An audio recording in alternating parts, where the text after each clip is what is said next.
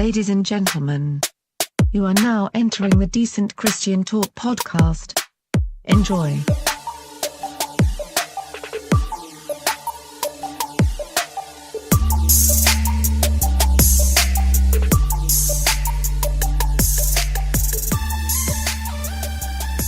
Decent Christian Talk episode number 82. 82. Is that Antoine Randall? It is Antoine Randall.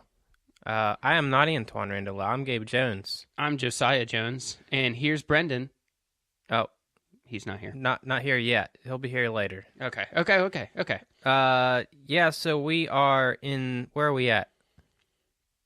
We are in the 13 Palm Trees podcast studios. I was a little bit blank there because I thought, man, you just said we're at 82 episodes. We have to give them a plug because they have a nice setup here. Check They them have a out really on social media.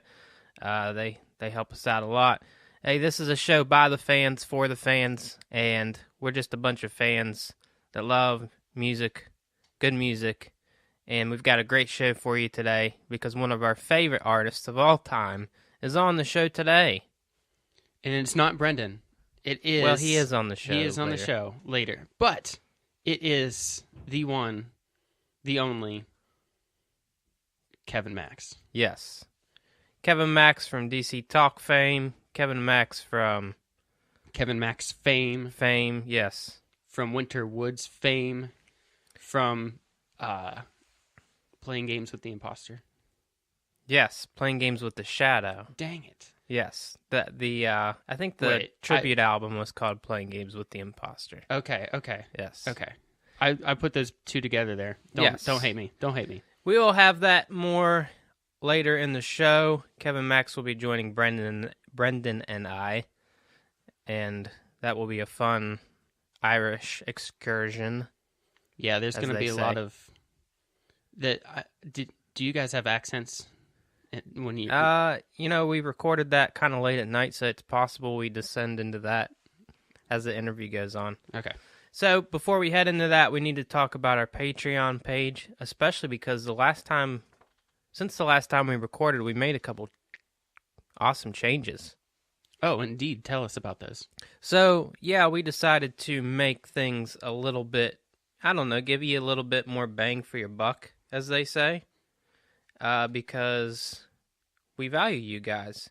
So let me tell you guys about the tiers that we have decided to do, and it is a fun thing because back in the day when we started this Patreon campaign, we decided to do bonus episodes at $10 a month, and that was cool. I mean, that was a good way to start it out, but we decided, hey, we think you guys deserve more for your hard-earned cash, so we decided to make bonus episodes available for $5 a month. So now it's cheaper than ever, and not only that, Gabe has been texting me constantly. He has more and more ideas on how to make the bonus content even more bonusy. So there are good things on the horizon. And there's a lot of great, fun people that have contributed to that $5 total so far. People like Maria. And she now gets all the bonus content. Lorena and Michael. Thanks for the coffee pot, Michael.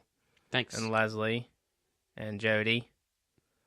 Those guys help us out. They get a shout out every show because they help us out there. And we've got a fun bonus episode for you today because we're going to be talking about a throwback album. And we're kind of keeping with the theme today. We're going to be talking about DC Talk's Supernatural album today on the bonus episode. Yes. Yeah, so you don't want to miss that. And we're also going to be giving our own picks for our album of the week. A little kind of a more recent pick for us. I'm excited to talk about mine. And I don't know what yours is yet, but I bet mine is better than yours. That's possible. And we may even throw a little bonus Kevin Max excerpt in there that doesn't make this show. So you'll want to check that out. $5 a month.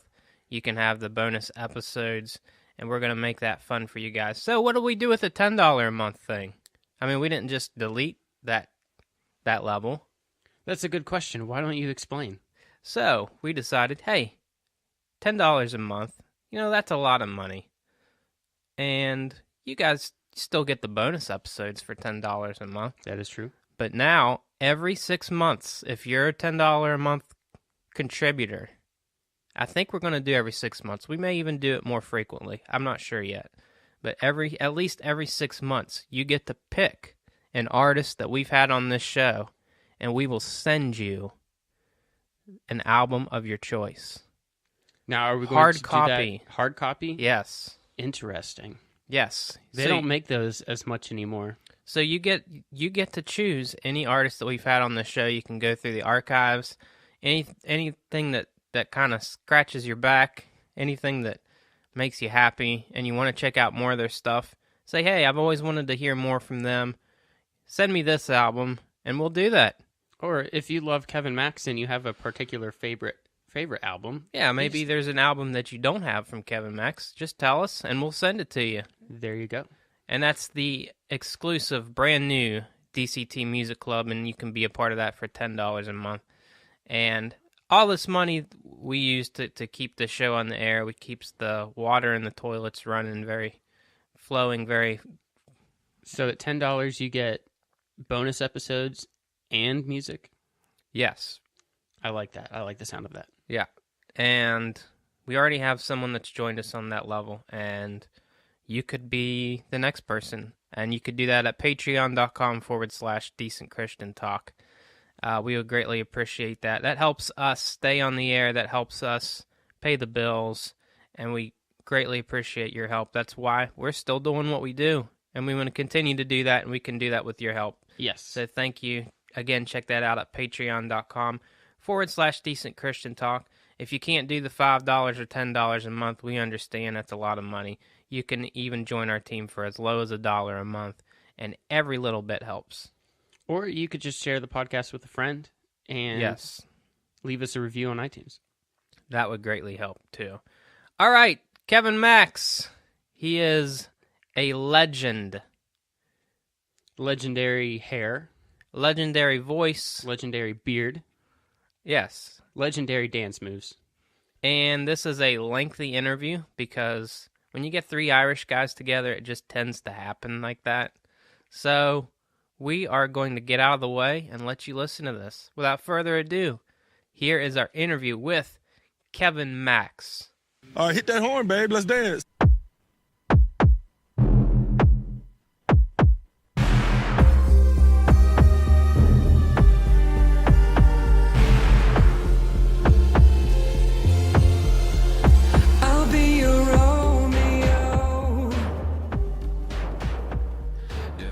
Cool, I got you both. That's cool. Yeah. Yep. So yeah, Dig it. you had a busy 2018. I did. Kind of. You know what I mean? Like it's all subjective for me. You know how I am. I don't like to stop production on music. But yeah, we did some fun shows in 2018 and a couple of cool little projects. Romeo Drive was a lot of fun, and speaking of Romeo Drive, my friend Donovan McDaniel is literally sending me some things in the mail here a couple of days from now. They're starting to get somewhere on the animated version, so the animated version will be out like right around the time of the DC Talk cruise, even though I can't really play it on the cruise because it's a little too I would say it's probably a little progressive for some people, but it's super cool from what I could tell so far, so I'm excited about it. I gotta tell you, Kevin, I was listening to Romeo Drive on the way over here, and I know you did most of this yourself, but the production on it is just incredible for it being an album that you didn't have the whole production team like you would normally have and all that. It is a phenomenal album. Thanks, man. Yeah, AWOL was like a real album, kind of like, Broken Temples or what some of the bigger records that I've done. But yeah, Romeo was cool because literally like all those demos are almost verbatim like what you hear in Chris from Service Unicorn's version. He just has a different rig, and he actually took a few of them, kind of went a little different rhythm-wise, but not much. And he's just so fantastic at that analog thing, you know, and it gave it another personality, and I love that about it. Yeah. I don't think people understand how hard it is to truly be good at analog and synth key work. Yeah, he's pretty phenomenal. I mean, he's probably, in my opinion, one of the best ones I've heard. And I've worked with a lot of guys that do that. Tony Miracle, of course, who played on Playing Games with the Shadow. He did Girl with the Tiger Eyes program, and then, you know, he also did some stuff. What was the record after that? I can't even think now. I've got too many records. But anyways, you know, Tony was in a band called Venus Hum, and Venus Hum was like really big here in Nashville before they split up, and they were known as the synth people of Nashville. And I mean, you know, I've had the good fortune of running into some really, really great players. But and in fact, on Panic Button, if you remember that song on Playing Games with the Shadow, that was a guy that used to do keys for Luna Halo. And when Luna did like their last two records that they did, the big record where they had a record deal and everything, his name is Matt, and he's an incredible keyboard guy too. But Chris, you know, Stewart, he just has a vibe. It's very different than anything else I've ever heard. Even when Depeche Mode kind of went analog with one of their last albums that they did, he's even deeper than that, in my opinion. So, anyways, yeah. So 2019, I know you've got things coming in the windshield. You've got things on the peripherals. What's going on? Oh man. Well, we started out this year wanting to tackle this Larry Norman project, and over the last year and a half, I've become friends with his son, and we've talked back and forth quite a bit. And he brought some people to the table that were close personal friends of Larry's that I've now become friends with, and we all want to make this record happen. The problem is, as you know, Pledge Music kind of has gone down the tubes, and that's what I've used for my last four, crowdfund projects. So I really couldn't use Pledge this time, and it kind of backed me into a corner a little bit. Like I was like, am I gonna do Kickstarter? And I'm not really familiar with Kickstarter, so I'd have to look at it. And it just kind of scared me a little bit. I was like, I don't really want to do that. Let me try to get a label. And then when I approached a couple of labels about it, they were just like, oh man, nobody gets Larry Norman, you know. And I'm like, well, yeah, it sounds like something that a label won't get. So I'm kind of, I'm stuck between a rock and a hard spot with this one, just kind of going, how am I going to start it? And a lot of times you need, a team to get something going.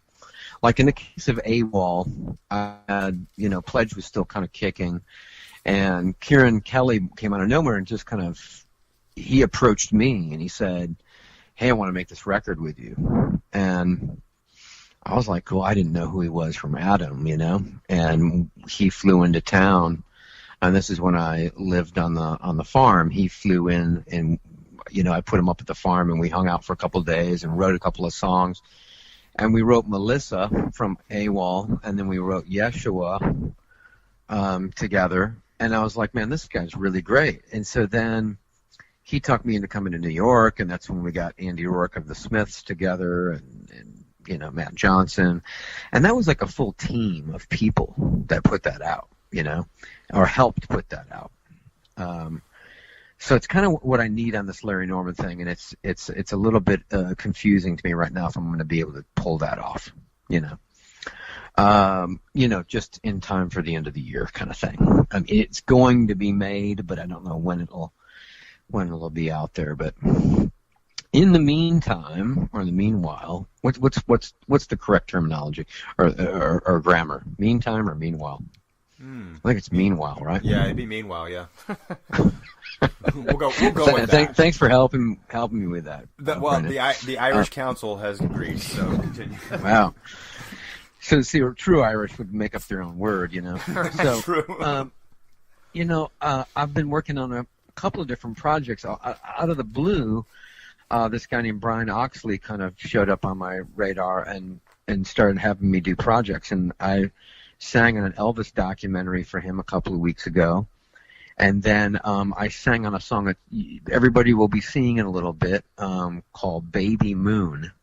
And it's a really interesting song about everything from adoption to losing a child to it's just got this really beautiful message to it. And I didn't write the song, but they asked me to sing on it, and I just find myself doing these odd jobs that I end up really, really loving as a singer. So I'm doing that. I am working on a project with Michael Tait right now, of which we can kind of let the cat out of the bag and say that we're getting together a Christmas project together, which we've talked about for years and years and years, called Black and White Christmas. And he's going to be doing his thing. I'm going to be doing my thing, and we're going to try to make it really, really, really classic.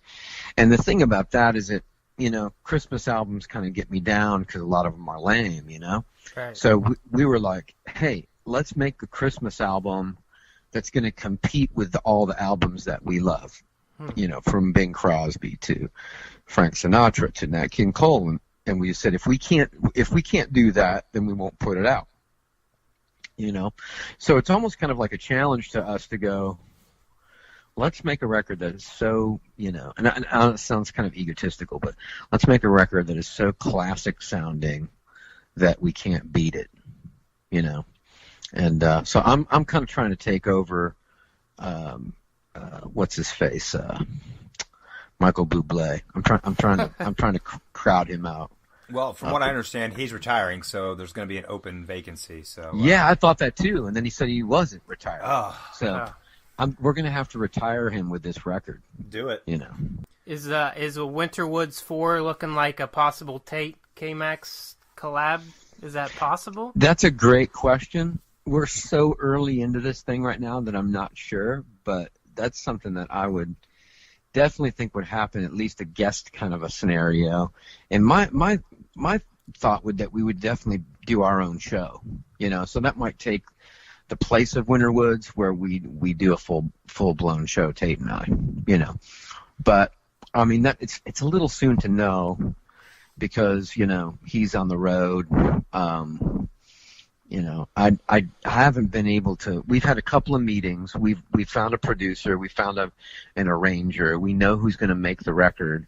Now it's just kind of like getting all the songs together, and we've already been shooting songs back and forth to each other, and we have a date to sing the first one, I think, at the end of this month. Kind of exciting stuff, because I'm going to be on the cruise and singing with him, and I'm going to be possibly, I'll say that with put it in parentheses, but I think it's going to happen, singing with him on the fall tour for a few shows, just kind of showing up as a guest and doing some shows with him in the fall.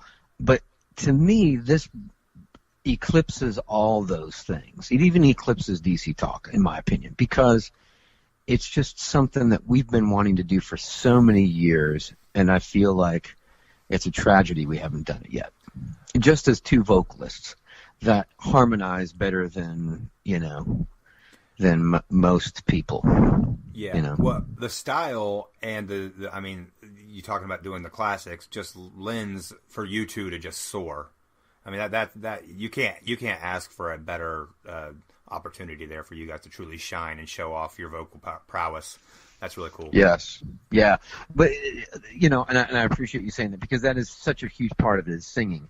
But also the part of this thing that's really tricky is picking the songs that, can be conversational live too, that could really come off as a show. because there's so many songs that have been so cheesed out by people that you just kind of don't want to touch them. But there might be some latitude and longitude for us to do them if we do it right, you know. Yeah. John Painter came up with he's been dropping things that make me laugh, but he's like, you know, you guys need to do Mary Did You Know? And I'm like, oh man. I'm like, you know, this is just one of those songs where I'm like, no, I can't do that. No. Well, I was just going to ask you if you guys were going to do Last Christmas, so. Yeah, you know, I would do Last Christmas on a Kevin Max record. I don't know if it would work on this jazz kind of, you know, 40s, 50s kind of vibey thing. I think you guys. I mean, we could do a throwback retro version of it, but I don't know. Last Christmas is so synonymous with that time period. Oh yeah, George Michael's voice. I mean, you know. Well, while you guys are in the studio, you might as well do it as a one-off track that people can buy separately, because the two of you together on that would be amazing as well. The pop vocal there would be great. Yeah. You know, there's so many that we've thrown back and forth. I mean, we're definitely going to have to do the Bing Crosby David Bowie duet. And do it right, you know. But you know, there's the big songs that Nat King Cole did that Tait would sound amazing doing. You know, there's a couple that I love that are, you know, kind of like the staple Bing Crosby tunes that I love, you know. So, well, we shall see. We shall see. Yeah, even a song like "The War Is Over," I think, would be really fun for you guys. Yeah. Keep in mind, you know, it's all kind of Rat Pack kind of era where it's crooners kind of thing. Oh, I know. And I think we could turn a song like that into a crooner song. I mean, you know, I tried to do that with Starry Eye Surprise, and the funny thing is about that record is I could have gone all the way with that, but I got sidetracked picking like really, you know, crazy 80s songs, and then it was like, you really can't make a Smith song crooner, you know, necessarily, you know, without destroying it. So it just sounds to me like you guys are going to have to do a Christmas album for the next 2 years and do one of crooners, and then next year you can do the pop stuff. So there you go. Yeah, there you go. Good thought. Yep. Good thought. Problem solved. So getting back to the Larry Norman thing, I mean, that's, you know, he's been around, you know, since the 70s. I know, you know, he passed away. There was a bestseller that was written about him just last year. What exactly is this thing with the label saying that people don't get him? I think now, to me, it seems like he's bigger than ever, honestly. Well, I think that from our label's perspective, they're all about, you know, like, is it going to be something that everybody relates to? And I think that the Larry Norman situation is, it goes to a certain crowd, but the crowd that most labels pitch to right now are a lot younger and a lot more specific when it comes to radio. Soccer mom. And so Larry Norman, you know, I mean, even if I did like a radio version of one of his songs, which I wouldn't do, would be hard pressed to put, you know, something on the radio that's talking about, you know, gonorrhea on Valentine's Day. You know what I'm saying? People, you know, or even sipping whiskey from a paper cup, people have a problem with that too. So it's like, you know, with Larry, his lyrics were so honest and so revealing and raw that, you know, radio is just going to back away unless it's general market radio, like an alternative rock thing. But then not many people in that genre know who Larry Norman is. So it's just kind of a little bit of a conundrum. Yeah, is the word that comes to my mind. Yeah, how do you get around it? A old quandary. But who knows? I mean, you know, somebody might come along and just go, you know, I really love this idea. Regardless, I'm going to do it. I'm going to do it if I have to do it myself. But I just wanted a team behind it that could really, you know, believe in it, have vision for it. Because, I mean, the idea is only visiting this planet. So it's just doing that entire record from start to finish. But within that record, there are so many great songs. It's unbelievable, you know.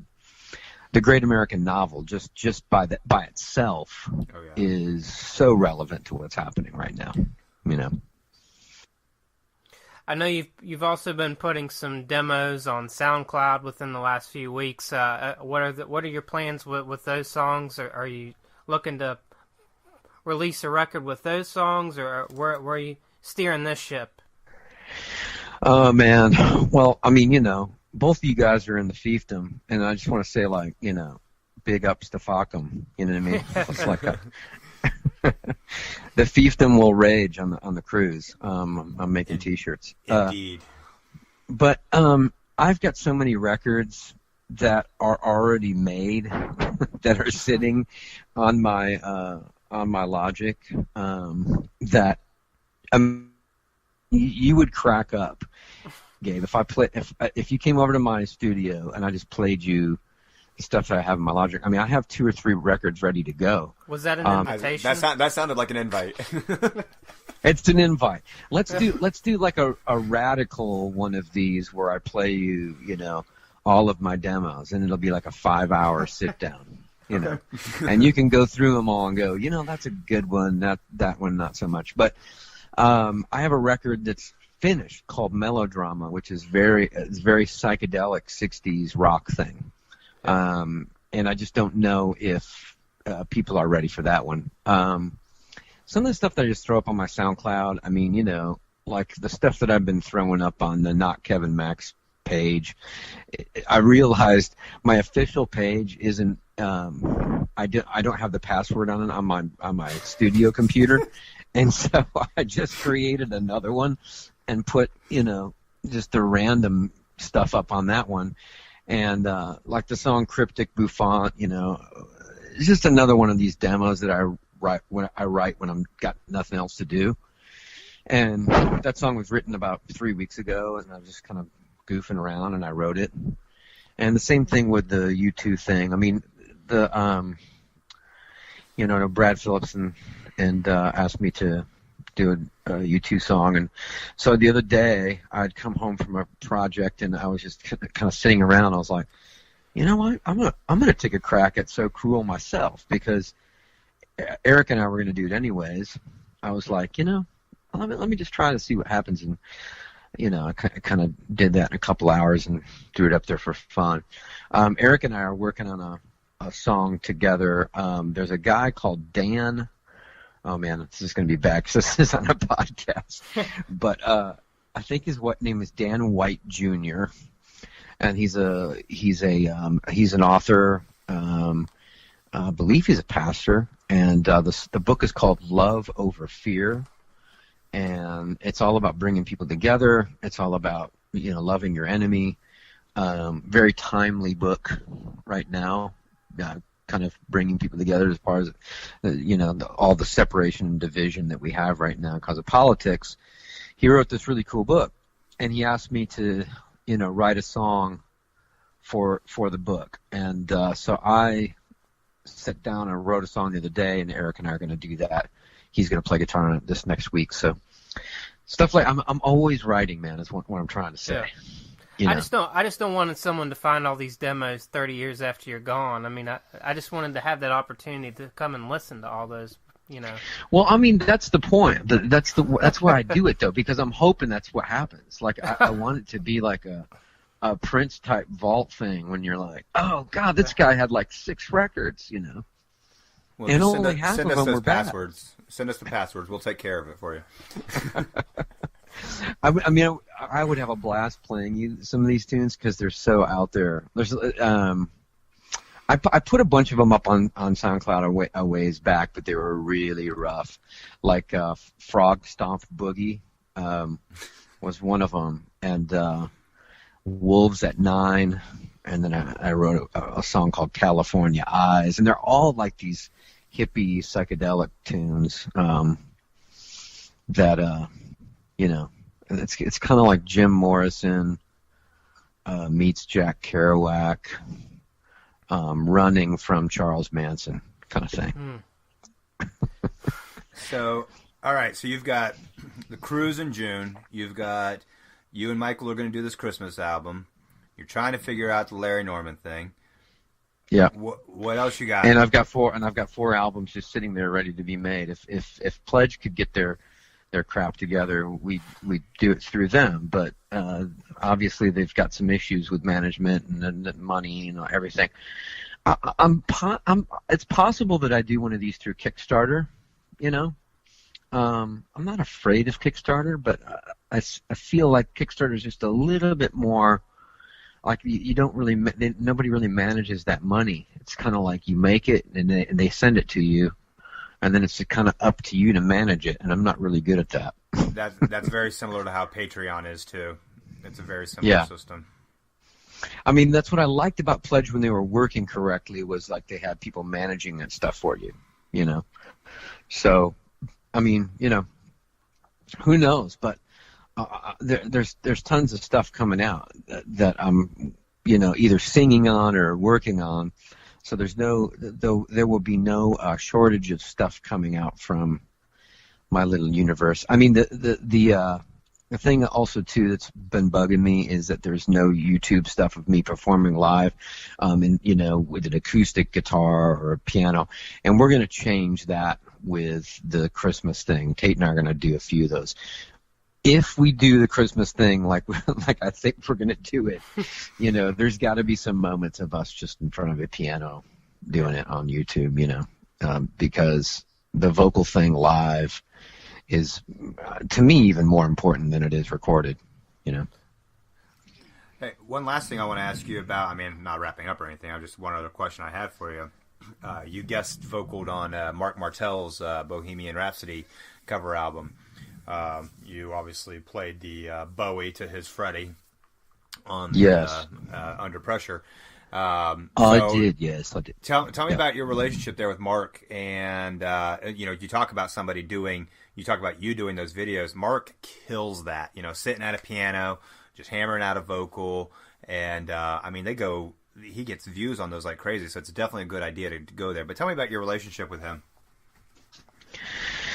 Well, Mark is, I found out about Mark, it would have been probably towards the end of DC Talk. People were saying, hey, this guy sounds a lot like you, and blah, blah, blah. Or maybe it was like the beginning of my solo career. I can't remember when Down Here really kind of came into being in the music industry. I can't remember. Around the same time, actually kind of right in between both of those things, so yeah. Okay, yeah, so I started hearing, hey, you're going to need to check out this band called Down Here because this guy sounds like you. And I'm like, and I'd heard that a lot, and so I listened to what they were doing. I was like, I don't think he sounds like me at all, And fast forward to about 2009, I was working on Fiefdom of Angels, and he got a hold of me and said, hey, Down Here's in town. We'd like to stop by and like say hi to you, big fans. We just want to hang out. And I was like, okay, cool. Come on by my house. So they literally drove the tour bus in front of my house and all got out and kind of came in, and we all hung out and talked about music and everything. And that was around the time that Mark was trying out for Queen as far as sending in auditions, because they were looking for the Queen extravaganza person, right? So everybody was doing their own version of Queen and putting it up on YouTube and stuff, And I said, well, I've got a Queen cover on YouTube called Save Me. It's going to beat yours. You better be better than that. And of course, I ate my words because he destroyed me. And I wasn't going out for Queen, but I thought in that moment when he was telling me about it, I was like, oh my gosh, you're going to crush this, because nobody can sound like Freddie like you can. I mean, he sounds just like him. So it's just amazing. Throughout the years, we've been friends, and he's always wanted to do a duet with me. So this kind of presented itself, and I've always wanted to do a duet with him. But he was the first one to ask, and he was really, really super cool about it.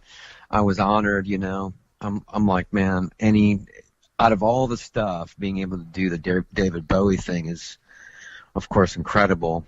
Barring the fact that Vanilla Ice ruined the song, I do think it's still one of Queen's better tunes.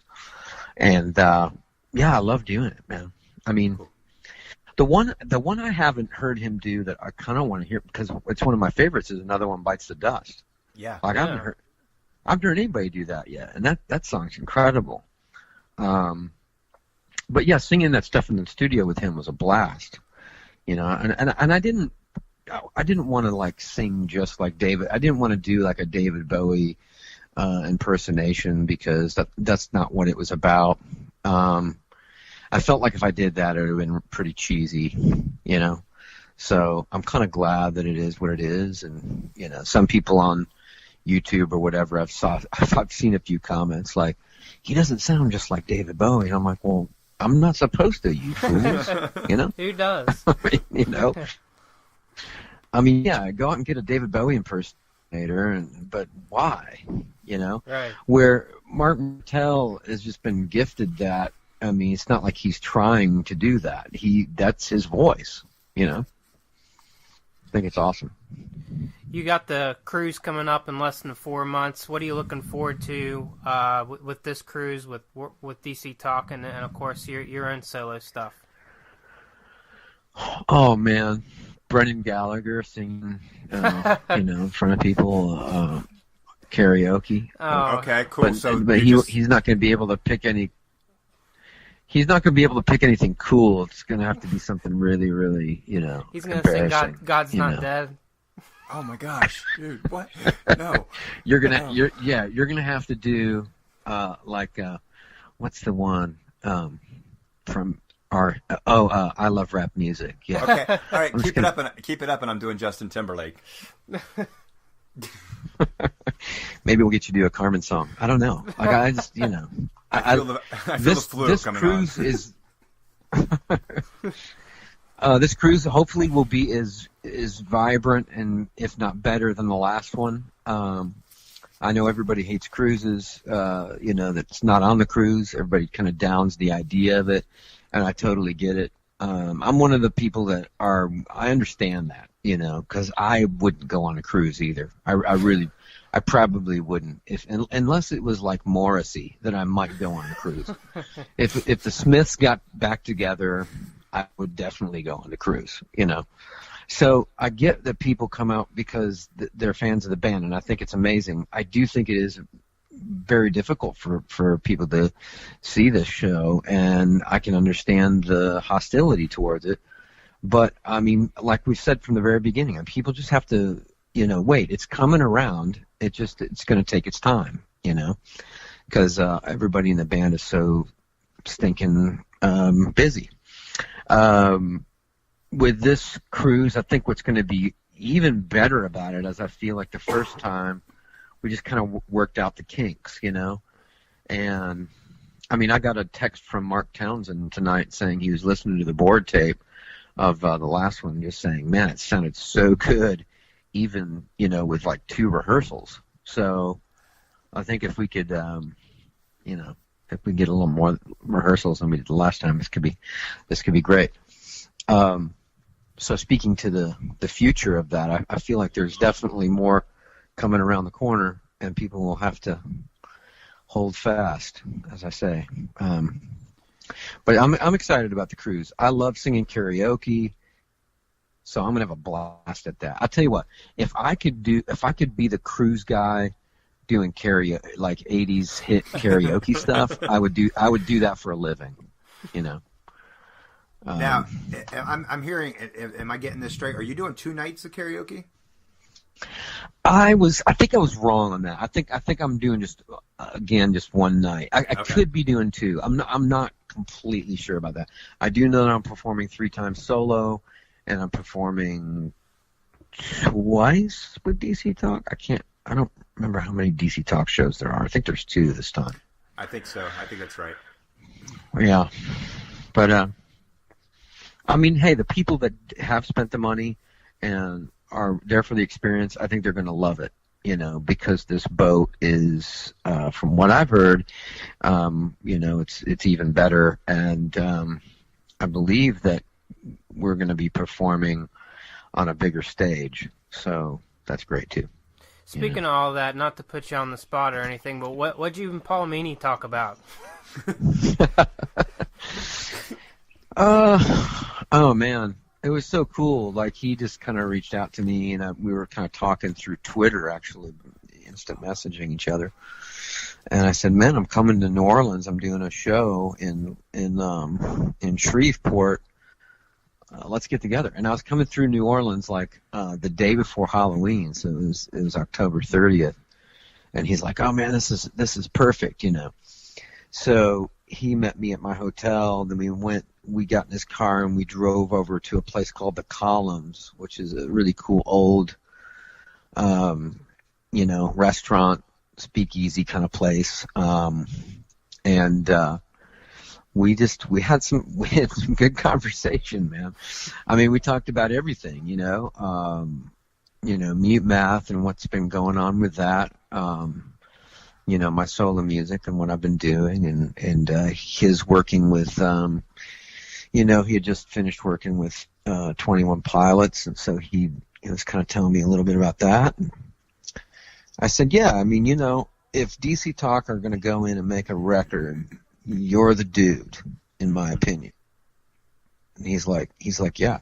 I mean, both he and Ryan Tedder are both like really into producing DC Talk, and I think we couldn't have two better producers, I mean, just think about those two guys together producing a DC Talk record would be unbelievable, So it would be one of the best things to come out of the Christian music industry since Supernatural. So I think, see here, you can quote me on this because I'm on the podcast, so I'm being quoted as I talk, right? so I just feel like it's a tragedy if that doesn't happen. Sure. Like I just sit back and go, a new album needs to happen, man, we have these kind of guys like Paul Meany and Ryan Tedder and guys from 21 Pilots that are fans, and I'm just like, man, the kind of record we could make, because we're all pretty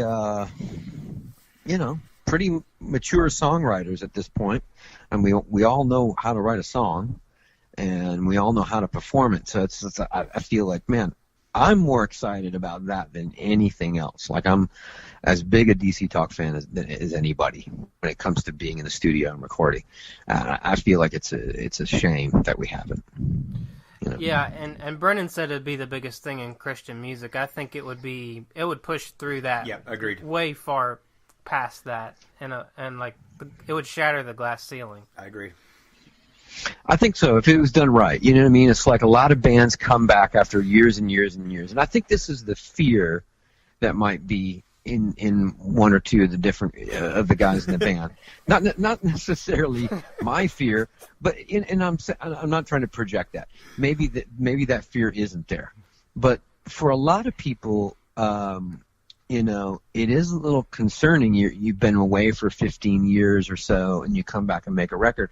If you think about that, most groups that do that, the records aren't that great, and so historically that part of it's kind of failed, and so I feel like, but I think we're up to the task. I think DC Talk is a very strange band in the fact that it's basically three leads, three songwriters with totally different ideas, and that's what makes it great.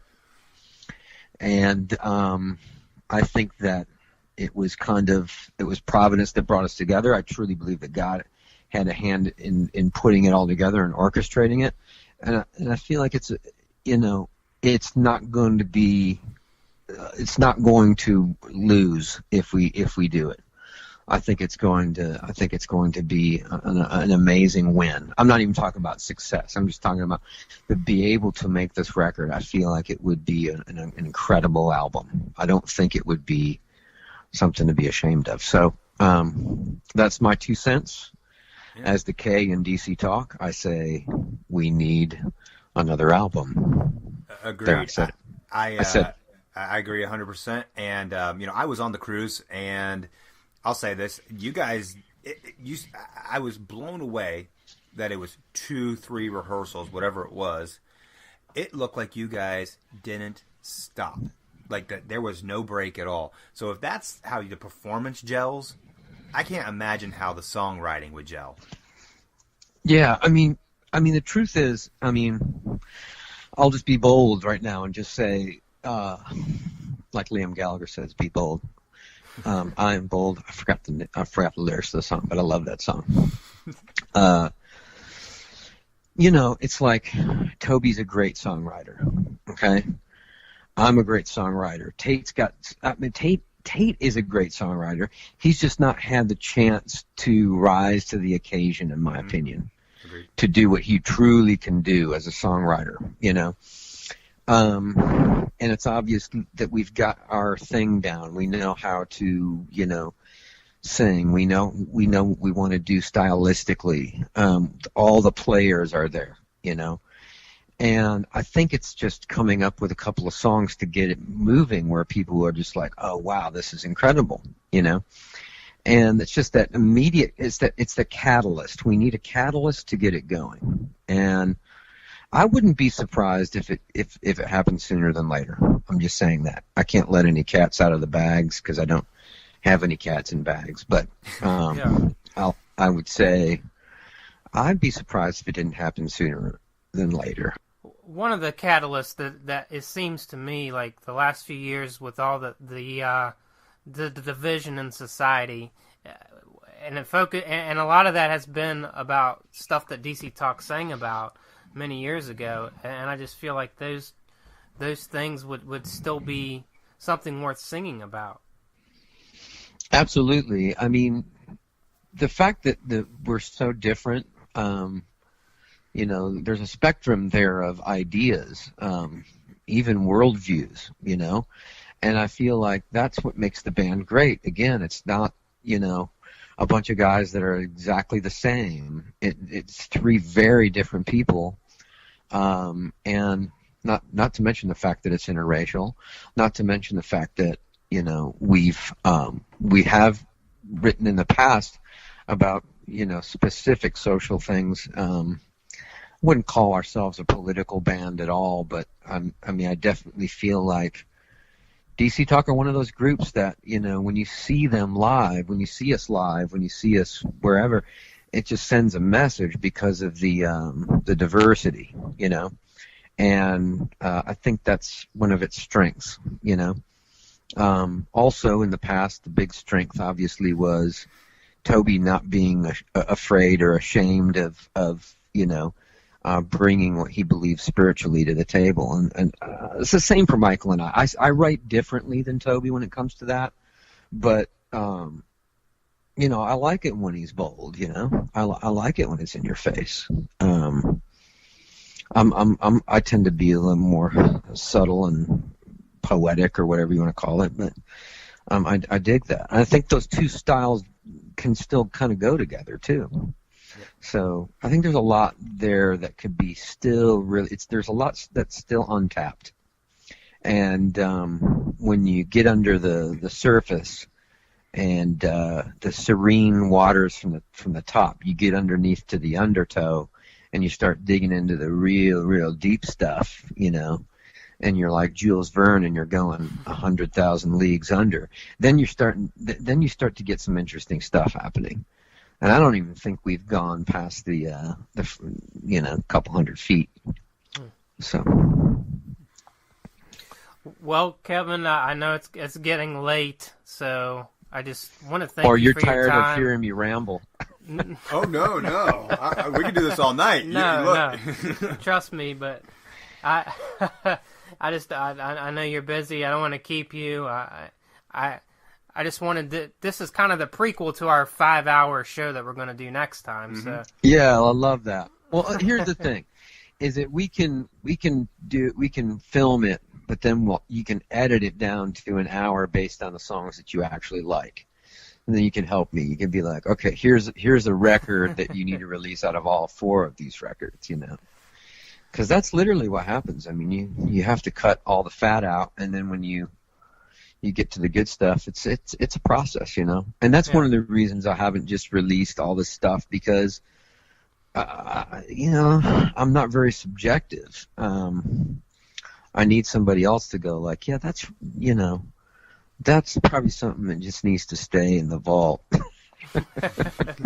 Well, we're up for the See, task. case in We can do point, this. Cryptic Bouffant, Cryptic Yeah. Bouffant probably doesn't need to be out there, but I was like, hey, I was working on this song the other day, and I'm not a producer, I'm not an engineer, I'm just a hack keyboard player that can sing, So here's my idea.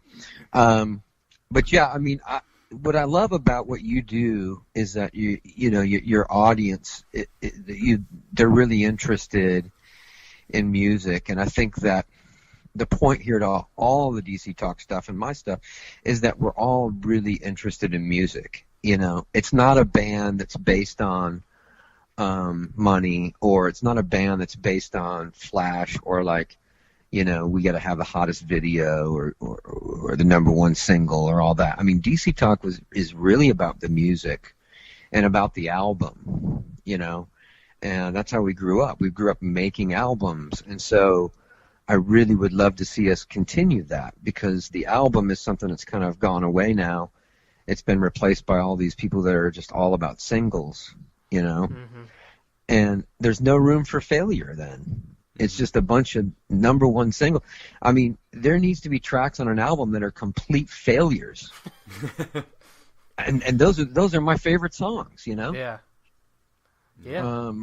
People ask me, what's your favorite DC Talk song off Supernatural? And, I tend to say like Dive or whatever, because I like performing it live. But my favorite song on Supernatural is The Truth Is Out There, because it's just, there's something odd about it that I love, and maybe it's killing me, and neither of those songs were singles, but okay, now I'm done. So last question. If you could push for one song on the Jesus Freak Cruise that you didn't do on the last one, what would that be? It's a great question. I'm trying to think, like the last cruise, what we did and what we didn't do.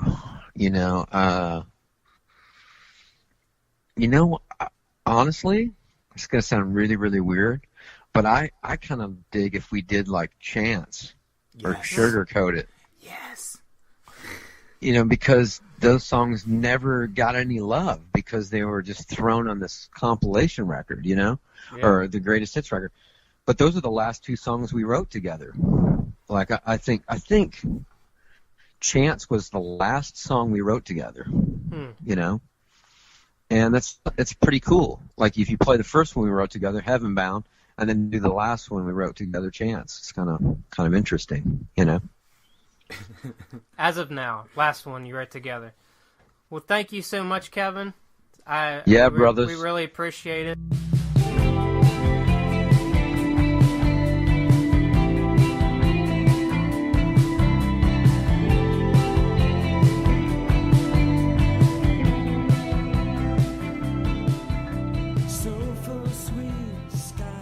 That was our interview with Kevin Max. I'd like to thank Kevin Max. I'd like to thank Brendan Gallagher for actually coming and doing something. For once. I put out the bat signal and he came. So, yeah, there was a lot to unpack in that interview. For those that have listened to this show, one thing to unwrap from that interview is the Michael Tait collaboration that we talked about in the interview. We kind of broke that in with Michael Tait in an earlier episode. Yeah, Michael Tait was kind of dropping hints that maybe there was something on the horizon with that a couple episodes ago. Yeah, and that he kind of put that out there. The internet responded in a very positive manner, and it looks like it is coming into fruition, as they say. And it looks like that might be a real thing. And that's probably something to look forward to in a few months when the Christmas albums start to drop. We may have that Kevin Max, Michael Tait collaboration that will tickle our eardrums a little bit. When was the last time that you were excited for a Christmas album to come out? I always look forward to what August Burns Red does. Back in the day, there was Happy Christmas. But when is the last time you were on the edge of your seat thinking, I can't wait until a Christmas album comes out? Yeah, I mean, Christmas music always there's always like songs that get overdone, just like any genre. But Relient K had a really good Christmas album. Yeah, they did. But definitely, this is one that I'm looking forward to. And you could check that out. Check his social media out for updates. I know he's going to be working on that in the coming months. And make sure to send like encouraging words. Like, make sure that this happens. Like, say, hey, how's it going? Yeah, remind him about it every day. Yes. Remind Michael Tait about it every day. Because we want this to happen. And, if you see Michael Tait out on the road during Winter Jam, say, hey, how's that album coming? Winter Jam's been going pretty well, too, from the things that I've seen on social media. Yeah, I actually was in Pittsburgh last night. Winter Jam was there. I wasn't there myself, but I saw a lot of traffic, and it seems like it's been a good show. Kevin Max also dropped, speaking of the Newsboys, he said that he might be actually going out on the road with them this fall. So that's going to be, seeing those two on stage, I mean, that's going to be an even bigger bonus. We're so close. We're so close. I mean, we're so close to having something on land. We have the cruise coming up in June, and that's a step, but, we just gotta keep hoping and praying and whatever. Yeah, so there's a lot to unpack from that. We talked about the Larry Norman thing. Hopefully that something gets worked out there and we can figure something out with that project. But once again, thanks, Kevin Max. We greatly appreciate your company. We look forward to the 5-hour podcast that we're going to be doing with him sometime in the future. Probably not 5 hours, but I would listen to 5 hours of content. Of course. I mean, who would not listen to 5 hours of Kevin's voice and lovely content? So yeah, we are going to be headed off into the sunset for this regular podcast. But if you want to hear more, yes, check out our bonus episode exclusively at patreon.com/Decent Christian Talk. We will be talking more about DC Talk as we cover Supernatural that just celebrated its 20th year anniversary. So you don't want to miss that. That's at patreon.com/ 20 years. /Decent Christian Talk. And where can you find us? You can find us all over social media. Twitter at DC Talk Act 2. You can find us on, I believe, Instagram. Instagram, DC Talk Podcast. We're on Facebook. We have a page that you can like, and we also have a group discussion page, Decent Christian Talk Podcast. We've been having some fun Talk Back Tuesdays on there. We've been having some fun discussions. Kevin Max also has a Facebook Talk Back Yeah, he page. does. He has a Facebook page called The Fiefdom of Kevin Max. It's very interactive if you've never heard of it. If you're a Kevin Max fan and you're not in that, you need to get in that group. Unless you're unruly, then we will vote you out. You will be banished. Yeah, we are on we're on iTunes, we're on Spotify, we are on YouTube. We have over 3,000 subscribers on YouTube. That blows my mind. That's crazy. Yeah. One thing you guys could do for us, we kind of mentioned it earlier, if you're listening to us on iTunes, give us a nice review. That helps us out. We've been gaining listeners, but we also need those reviews to help boost our I don't know. Climb the charts a little bit. Yeah. I mean, that helps us out in the algorithms, as they say. And, of course, we have our website, decentchristiantalk.com. There's a place on there you can also donate to us if you're more into a one-time donation. You can check us out on there. You can donate to us through PayPal. And we post all our shows on there as well.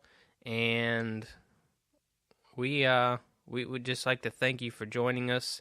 And once again, the most favorite thing that you do besides joining us on Patreon is sharing it with a friend. If you know a DC Talk fan, if you know a Kevin Max fan, and they've not heard the show, fan of good music, share it on your social media. Share this on I text it to a friend. We appreciate that. That's our favorite thing that you guys do. Yeah. So we will catch you next time. Don't forget to tip your waiters and waitresses. Thanks. Peace. Don't forget to tip your waiters and waitresses. Thanks.